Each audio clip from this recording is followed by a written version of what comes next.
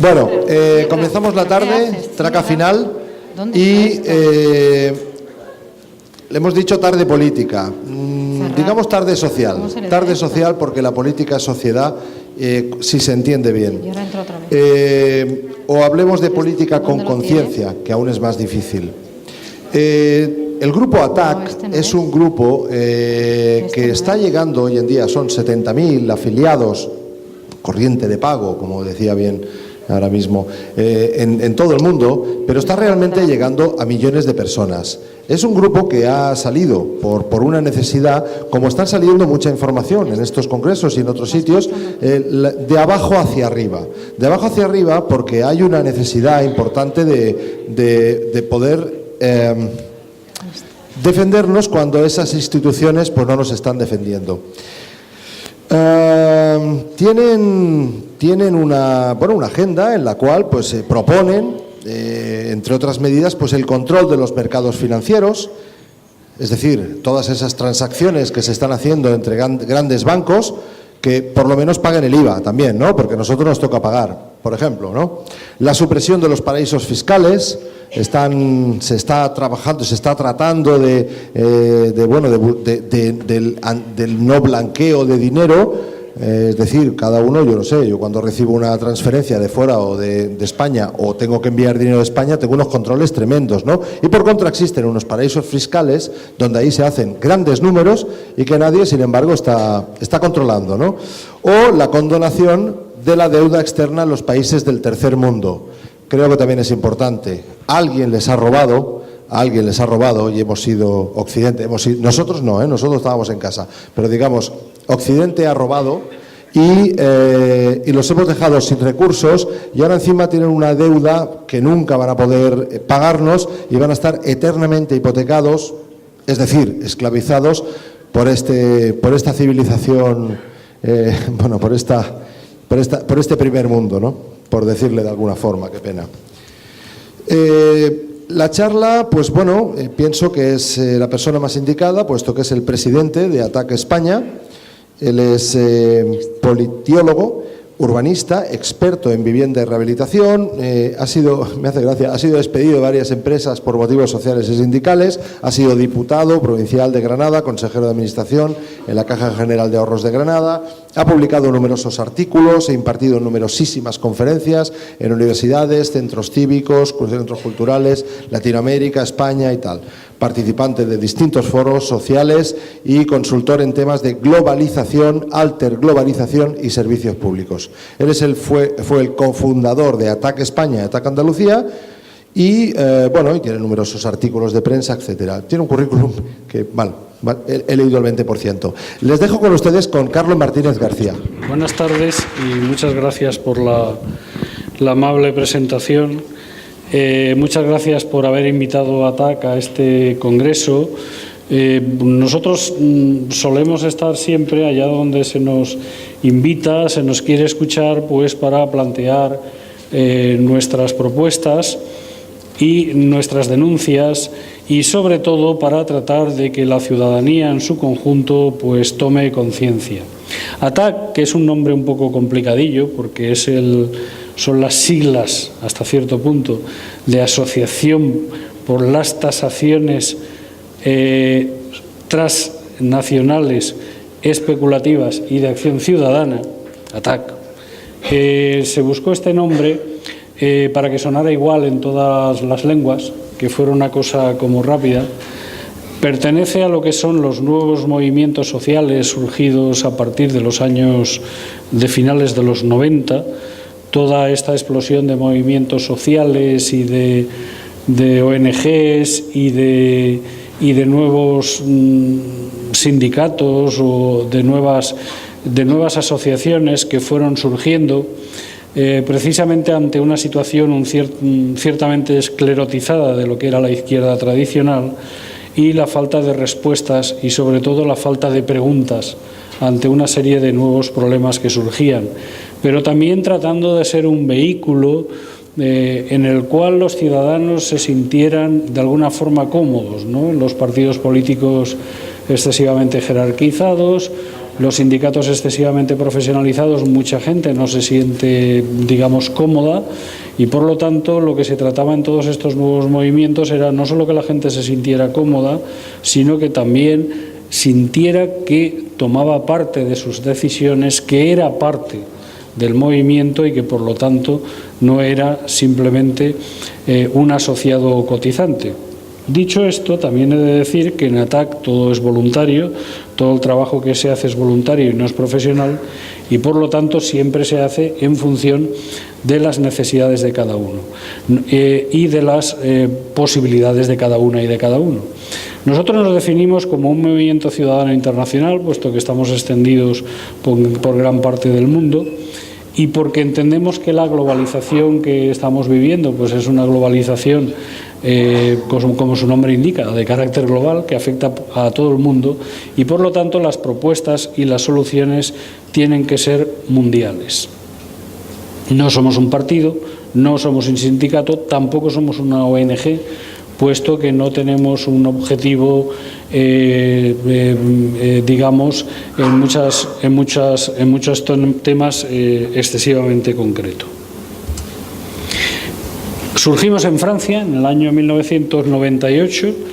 El fundador, sí, bien, por decirlo de alguna forma, es Ignacio Ramonet, que es un profesor español, profesor de Ciencias Políticas, de la Universidad París 8, que es director de un periódico que se llama Le Monde Diplomatique, que es un periódico que en Francia surge en torno a Le Monde, al periódico Le Monde, pero que en estos momentos, bueno, desde hace unos cuantos años se ha independizado. Ramonet, ¿qué hace? No solo Ramonet, porque es Ramonet y un grupo de amigos de la redacción, Serge Halimi, Bernard Cassel, de una serie de gente que está situada en torno a la redacción de Le Monde Diplomatique, que es un periódico que se define como uno de los portavoces del pensamiento crítico. Bueno, pues lo que hace Ignacio Ramonet es, en un artículo periodístico que se llama Desarmar los mercados financieros, plantear en el año 1998 cuál es la deriva económica que se está llevando en el mundo y que esa deriva económica no puede llevar más que a una crisis. Ese artículo surge porque en ese año tiene lugar la crisis económica mundial, o una de las facetas o uno de los estallidos de la crisis económica mundial, que es conocida como la crisis de los tigres asiáticos, y fundamentalmente se producen toda una serie de quiebras en una serie de bancos de Singapur que contagian también a México, y esto es producto de una serie de operaciones especulativas. Es decir, de gente que ha manejado con los ordenadores, ha hecho movimientos de capital hacia aquí y hacia allá para obtener toda una serie de beneficios no controlados. Ignacio Ramonet y el grupo inicial de ATAC lo que denuncian es que este tipo de nueva economía lo que va a conducir es a una crisis cada vez mayor económica y, por lo tanto, social y política. Porque, claro, una de las cuestiones que ellos plantean es que este nuevo sistema económico no controlado, esto ahora nos suena a todos, ¿no? Pero claro, yo estoy hablando del año 98. Este nuevo sistema económico no controlado, financiero puramente, se mueve al margen de los gobiernos, se mueve al margen del control de los estados, se mueve al margen del control de todo tipo de instituciones y, por lo tanto, no solo vulnera la democracia, sino que la pone en grave peligro. Eso ahora se está hablando con normalidad, pero estamos hablando del año 98. Claro, si nos hubiéramos hecho caso en el 98, seguramente no estaríamos en esta tesitura, pero claro, esto no... ya. Entonces, en el grupo inicial de ATAC, además de este hombre, de Ignacio Ramonet,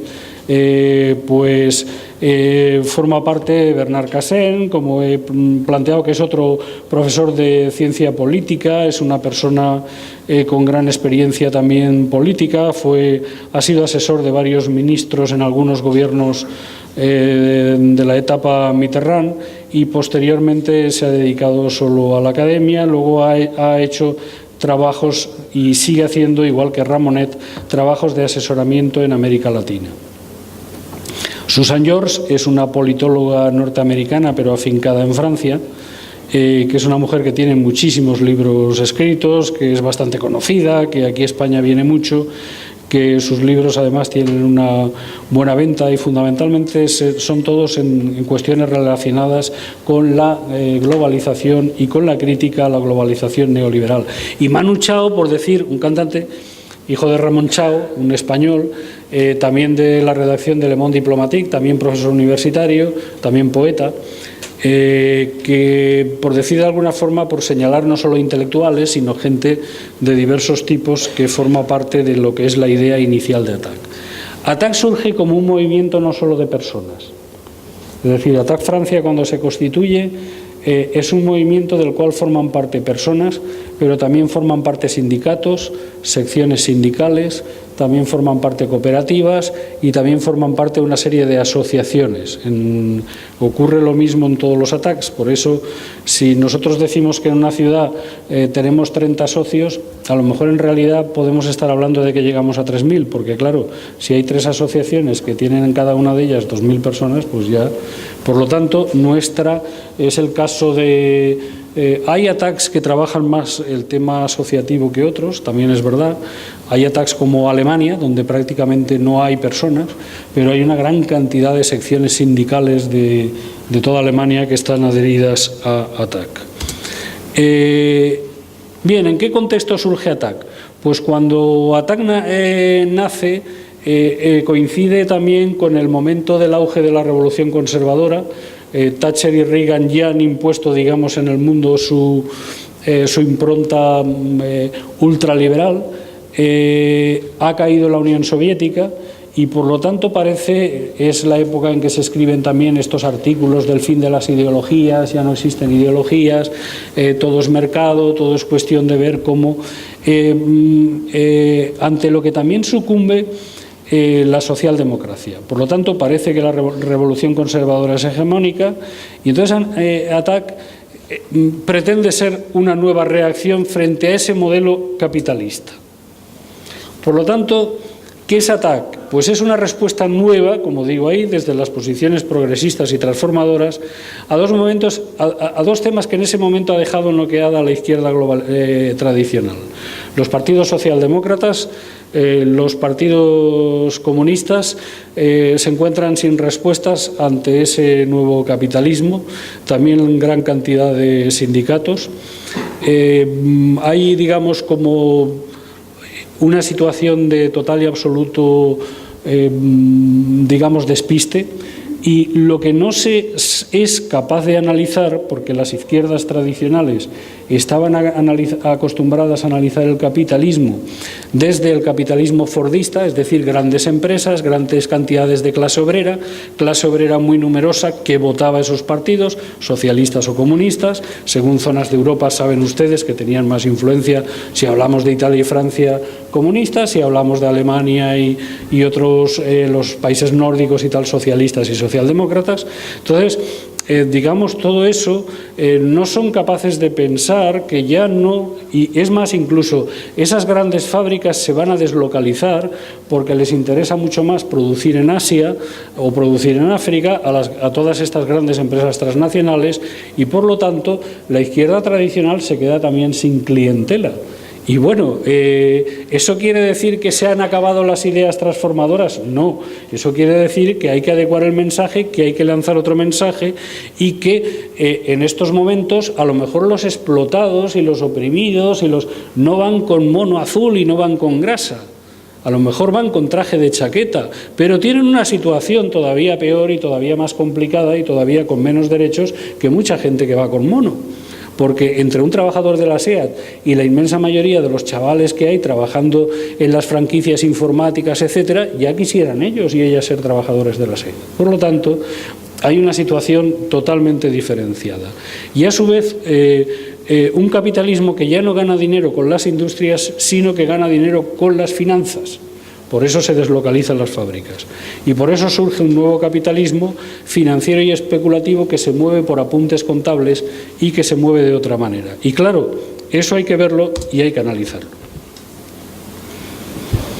¿Nosotros qué planteamos? Claro, cuando se cae el muro de Berlín, ya antes con los juicios de Stalin, tras la época de Khrushchev, cuando de alguna forma la propia Unión Soviética hace revisión de la época staliniana, aunque tampoco le sirve para mucho, porque de alguna manera siguen en una situación tremendamente parecida, pues de alguna forma en lo que son los trabajadores y trabajadoras de toda clase y condición, es decir, englobando ahí desde pequeños industriales y autónomos hasta lo que sería clase obrera tradicional, se ha hundido un paraíso, además se ha hundido de forma muy fea, demostrando que tampoco ni todo era tan bonito, ni la gente tenía libertad, ni había una serie de cuestiones. Por lo tanto, lo que ACTAC dice es: no vamos a prometer paraísos a nadie. Los paraísos tienen que ser parte de la conquista de lo que las ciudadanas y los ciudadanos por sí logren hacer, construir y ejecutar. No vamos a enmarcar nada ideal que no podamos construir entre todos. Por lo tanto, para ir dando pasos para construir entre todos, ¿qué tenemos que hacer? Buscar propuestas muy concretas que de alguna forma nos permitan ir controlando el sistema de capitalismo financiero, el nuevo sistema capitalista, y por lo tanto ir avanzando en ellas. Consecuencia, no nos sentimos abrumados por el derrumbe de la URSS y por lo tanto no tenemos por qué sufrir esos desgastes que han sufrido las izquierdas tradicionales europeas, insisto, europeas, porque muchas veces cuando hacemos este tipo de análisis como el que yo estoy haciendo ahora y esta tarde, y como el que en general todos hacemos nosotros, nos estamos refiriendo a una pequeña parte del mundo que se llama Europa. En todo caso, podemos sumar Estados Unidos, Australia y Japón, y para usted de contar. Y el mundo es mucho más grande, y en el mundo están pasando otras muchas cosas, y los ataques que hay en esos sitios del mundo están diciendo también otras cosas, porque en su realidad, que además afecta a la mayor parte de la población del planeta, es muy distinta. Por lo tanto, surgen propuestas como surgen consignas muy sencillas, o más que consignas, que no me gusta la palabreja, surgen frases o ideas fuerza muy sencillas. La primera que surge de todas ellas es que el mundo no es una mercancía, no tiene por qué estar todo mercantilizado en absoluto.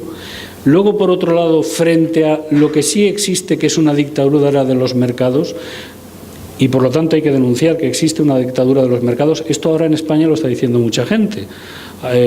Están hablando mucha gente de que los mercados han superado la democracia, controlan, etcétera, nos controlan, y por lo tanto estamos viviendo una frase. Pero bueno, esto cuando nosotros lo decíamos en el año 2000, la gente nos miraba diciendo: uy, estos ultrarradicales, estos tipos extraños que están hablando de que hay una dictadura, que va a haber una dictadura, si vivimos en el mejor de los mundos posibles, ¿no? Y la propuesta de tasa Tobin, que es la primera propuesta que realiza ATTAC, que consiste en un impuesto.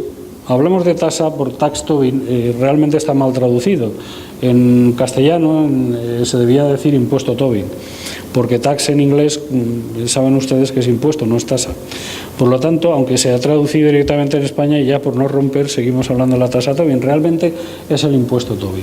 El impuesto Tobin tiene el objeto de recaudar fondos precisamente de todos esos capitales financieros que se mueven de forma transnacional por todo el mundo, que no pagan impuestos en ningún lado porque se benefician de todas las desregulaciones impositivas y fiscales que hubieron fundamentalmente a través de la etapa Reagan y Thatcher, y por lo tanto se trata de recaudar un dinero importante, y ese dinero importante, que se cifra en no menos entre 100.000 y 300.000 dólares anuales, un tercio iría dedicado a los países recaudadores, es decir, a potenciar los propios servicios sociales de los países recaudadores, y el 70% restante a ayudas a desarrollo, a combatir la pobreza, etcétera. Por lo tanto, esta propuesta de impuesto Tobin para nosotros es una propuesta no solo recaudadora, sino también que tiende a regular todo lo que está ya desregulado. Claro, en estos momentos tenemos una globalización de carácter neoliberal. ¿Por qué hablamos de neoliberalismo? Digo por sí. Yo estoy seguro de que la mayoría de ustedes lo saben y han oído la palabreja. El liberalismo que vivimos hoy en día no es el liberalismo tradicional del siglo XIX o principios del siglo XX. Es un liberalismo avanzado, que ha avanzado ideológicamente y que también ha avanzado en la práctica, y que es el que ha propiciado este nuevo liberalismo. ¿Qué distinguimos, qué diferencia habría entre el liberalismo de Adam Smith y en este nuevo liberalismo? Pues que, por ejemplo, Adam Smith sí creía en los impuestos. Los nuevos grandes empresarios lo que desean, no es como nosotros que a veces nos quejamos, oye, que estamos, porque efectivamente somos los únicos que pagamos Hacienda. Los ricos no pagan. Los ricos no pagan. No pagan. Entonces, nosotros a veces nos quejamos. No se trata. Se trata, lo que plantean estos grandes grupos transnacionales que manejan el mundo es seguir sin pagar y seguir moviéndose. Esto entra en contradicción con el liberalismo clásico. Adam Smith decía que lo que indicaba si alguien era ciudadano o ciudadana era si pagaba impuestos. Es decir, para él el pagar impuestos era un acto positivo de ciudadanía. Para estos liberales no, por lo tanto, por eso hablamos de neoliberalismo. Entonces, hay una globalización que está ahí. La globalización pues puede ser que tampoco sea actual. El origen de la globalización se sitúa normalmente en el año 71 o 72, cuando Nixon decide cambiar el patrón oro del dólar por el patrón por el valor intrínseco del dólar en sí, sin ningún valor detrás, ni de oro ni de nada, y que efectivamente es una de las causas de la actual globalización, pero también hay quien puede pensar que se produce en el Renacimiento, el descubrimiento de América, las grandes rutas de Asia, porque globalización no significa ni más ni menos que comercio internacional global. Comercio internacional global seguramente es el siglo XV, el XVI, pero bueno, esto no es el objetivo de esta. Entonces, claro, decir estamos contra la globalización. Mire usted, estamos contra esta globalización, contra este modelo de globalización. La globalización es un hecho que se va a dar o no se va a dar, será mejor, bueno, regular, dependiendo de cómo se haga, pero nosotros lo que planteamos es, ante la situación actual, otro tipo de globalización. Entonces, por eso constituimos ATAC como una red internacional y por eso tenemos siempre mucho interés en colaborar con otros movimientos, con sindicatos y con redes internacionales. ¿Y cómo se concreta esto? Hay varias formas. Pero en estos momentos la más importante, yo diría que son los foros sociales mundiales que se celebran cada 2 años. La mayoría de ellos han tenido lugar en América Latina porque de alguna forma no han estado tampoco al margen de los movimientos sociales fuertes que se han producido en América Latina y los movimientos alternativos que con mayor o peor éxito, aquí ya habrá opiniones cada uno, pero hay un hecho incuestionable y es que América Latina ha sido uno de los polos mundiales, digamos, de cambio social. Entonces surgen los foros sociales mundiales, habrá aproximadamente 10 o 11 años. ATAC es uno de los fundadores del Foro Social Mundial y coimpulsor del mismo, fundamentalmente con el Partido de los Trabajadores de Brasil, no porque los partidos políticos no forman parte del Foro Social Mundial, pero sí muchos militantes del Partido de los Trabajadores de Brasil, vía CUT, la Central Única de Trabajadores Brasileños y otros sindicatos brasileños, así como el movimiento, el MST, el movimiento de los Sin Tierra, el movimiento de los trabajadores rurales sin tierra de Brasil, que es uno de los movimientos sociales más importantes del mundo, puesto que tiene unos 10 millones de familias asociadas. Esto en Brasil no es raro, Brasil tiene 180 millones de habitantes, por lo tanto, pero es seguramente el movimiento social más organizado, concienciado y potente que hay en este momento en el mundo. Junto con ATAC plantean la necesidad de hacer un foro y entonces es cuando surge esta idea simple y sencilla de decir otro mundo es posible, es decir, este mundo no es correcto, otro mundo es posible. ¿Vamos nosotros a decir cuál es ese mundo? No, eso lo tendremos que ver entre todos. Nosotros haremos nuestras propuestas, lógicamente, pero esto tiene que ser una decisión colectiva. Así como diversas redes intercontinentales que hay con otros movimientos alternativos. Entonces, ¿qué hace ATAC? Pues en primer lugar, ATAC es un movimiento de educación popular para la acción. Movimiento de educación popular es porque charlas como la que yo estoy dando esta tarde, pues nosotros procuramos dar cuantas más podemos, editamos libros, nosotros tenemos unas páginas web con miles y miles y miles, cientos de miles de seguidores en toda Europa y en todo el mundo. Pinchando simplemente ATAC en Google, no hace falta poner nada más, ya le surge a uno un montón de información. Estamos también impulsando algunos canales de televisión y internet, porque no tenemos dinero para más. Estamos tratando de hacer todo lo que podemos y editando libros. Hay muchos libros editados por distintos ATACs. Aquí en concreto en España pues llevamos ya 5 o 6, pero en estos momentos en la web de ATAC España, por ejemplo, hay 3 de descarga gratuita, 2 sobre la crisis económica mundial y otras sobre el sistema público de pensiones, defendiendo la viabilidad de las pensiones públicas y contradiciendo todas las mentiras estas que se están diciendo ahora de que en un futuro no va a haber dinero para las pensiones y todas estas tonterías que al final lo único que pretenden son 2 cosas: que nos jubilemos más mayores, y por otro lado que los fondos de pensiones privados, que sí están arruinados. Los fondos de pensiones públicos no. Los fondos de pensiones privados, esos sí están mal, ¿no? Por lo tanto, lo que se trata es porque además en los fondos de pensiones privados son de los que más han sufrido con el hundimiento de las hipotecas subprime, etcétera, etcétera. Son de los que más han sufrido. Entonces, estos fondos privados lo que quieren hacer, pues que a su vez son propiedad de los grandes bancos, pues en España Santander, el Bilbao, la Caixa, etcétera, pues estos grandes fondos lo que quieren hacer es chupar de los fondos públicos para mantener. Entonces, todo eso está muy bien explicado por profesores.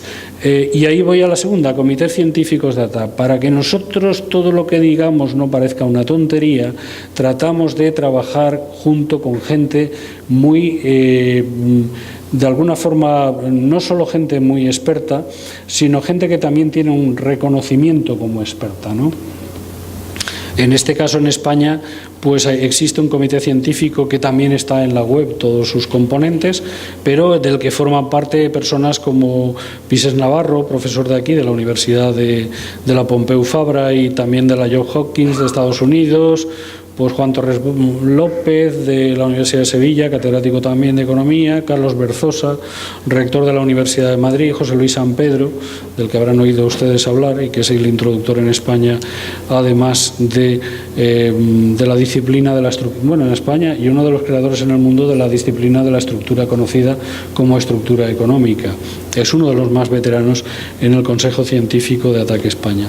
Pero esto se hace en todos los países, en Alemania, en Francia, en Argentina, que hay un núcleo de ATAC no muy numeroso, pero sí muy, muy cualificado.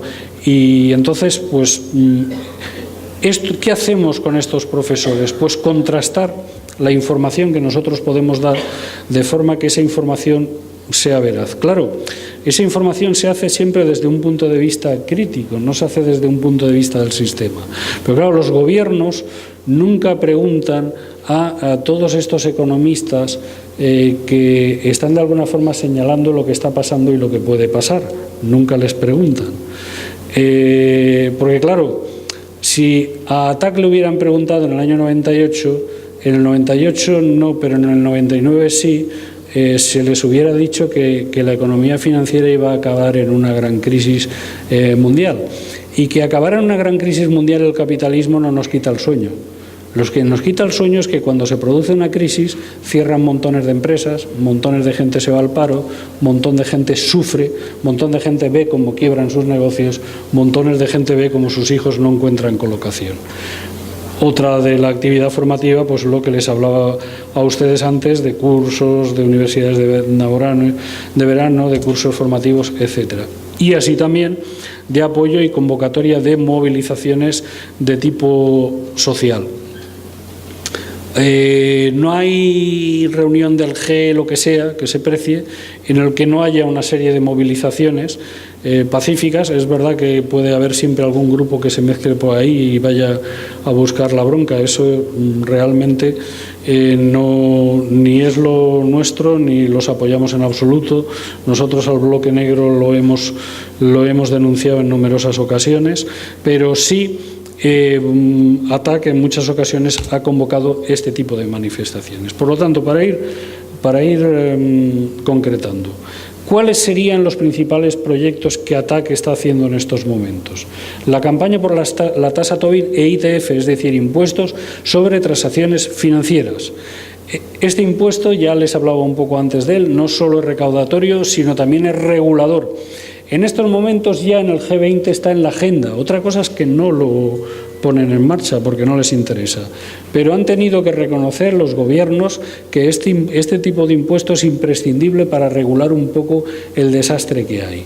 Sus principales impulsores en estos momentos de los miembros del G20, aparte de Lula en Brasil, que sí tiene un impuesto, ese sí lo tiene ya, de hasta un 4% sobre los movimientos especulativos de capital de todo lo que se mueve en Brasil, y Brasil no solo no se ha arruinado, sino que Brasil es una potencia emergente, sigue siendo una potencia emergente, y lo que está arruinado es España y Europa en su conjunto, que no lo aplica. Y dice que no lo apliquemos porque si no los capitales se asustarán. Y sin embargo otros emergentes lo están aplicando y no solo no les pasa nada, sino que van para arriba. Por lo tanto,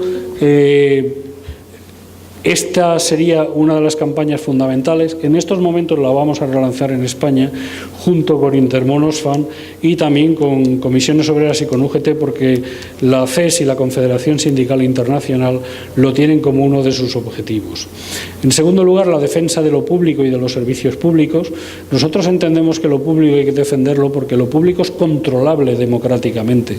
Vamos, por ejemplo, cuando la Telefónica era pública, claro, aquí estaba el franquismo, pero antes del franquismo, que ya era público, entonces no había quien controlara, pero antes del franquismo, ya en tiempo de la Segunda República y antes, cuando se instauró Telefónica, pues había sus fórmulas incluso al principio de la democracia, pues había sus formas de, uno podía decir, podía protestar, pero en el momento que se han ido privatizando los servicios, pues ahora uno se da de alta en Vodafone y ya no tiene forma de darse de baja.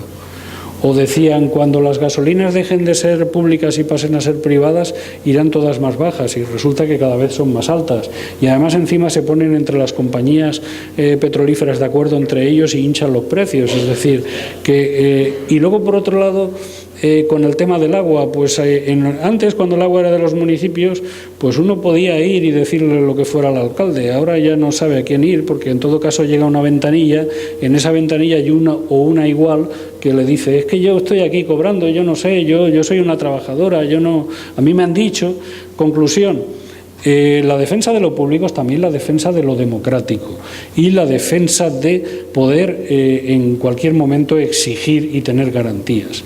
Igualmente, nos oponemos a las privatizaciones que se están dando en sectores que son de todos, porque el agua, que me diga a mí alguien si el agua es propiedad de Aguas de Barcelona.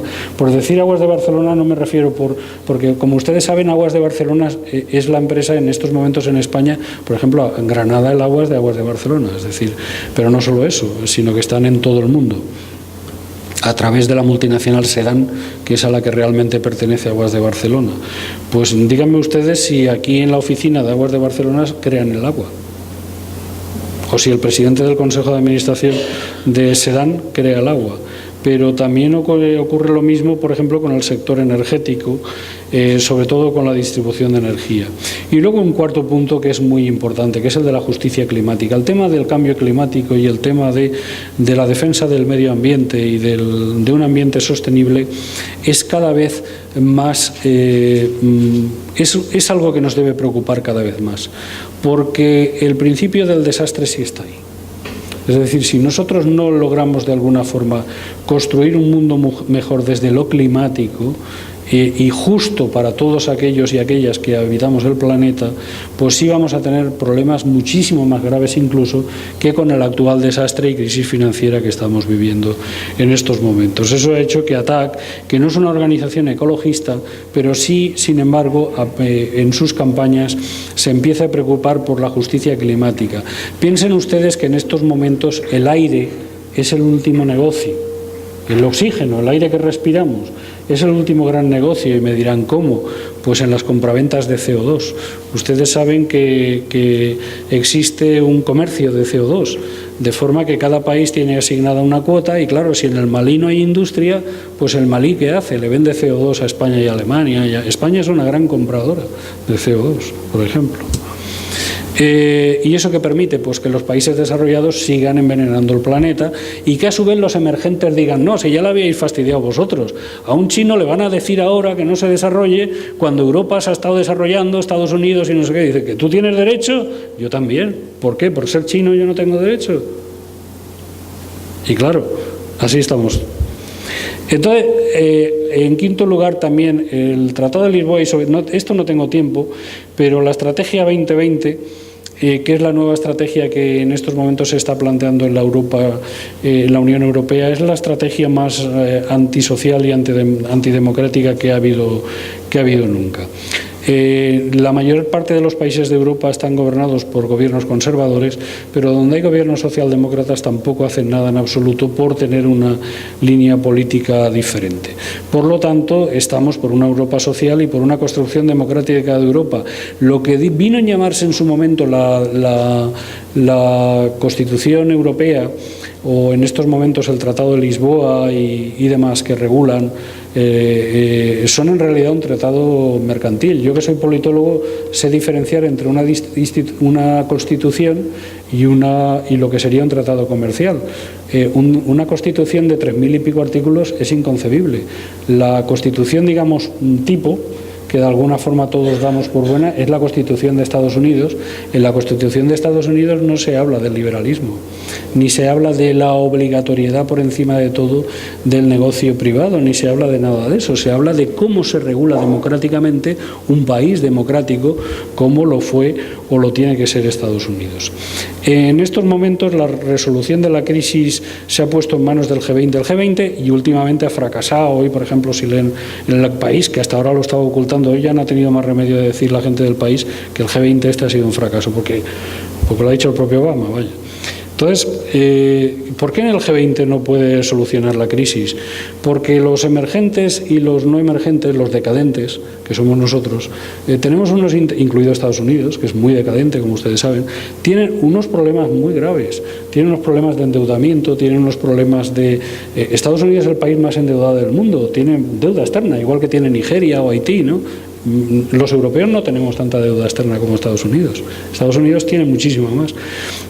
Y luego además está metido en guerras que además está perdiendo todas desde hace un montón de años, desde Vietnam para acá. Entonces, todo esto conlleva claro, llegan y les dicen los americanos a los chinos, oye, subir vuestra moneda, y entonces los chinos dicen, ¿y vosotros por qué estáis imprimiendo dólares y llenando el mundo de dólares baratos? Claro, no se pueden poner de acuerdo, no se van a poner de acuerdo.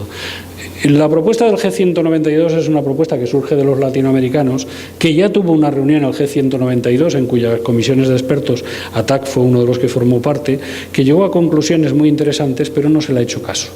Y el G192 es la ONU, no me estoy inventando nada.